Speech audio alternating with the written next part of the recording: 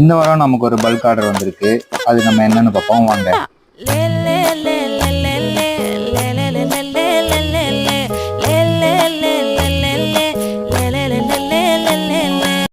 So இன்னைக்கு வந்து order பார்த்தீங்கன்னா ஒரு jersey, team jersey, cricket team ஜெர்சிக்கு வந்து நம்ம ஜெர்சி அடிச்சு கொடுத்துருந்தோம்.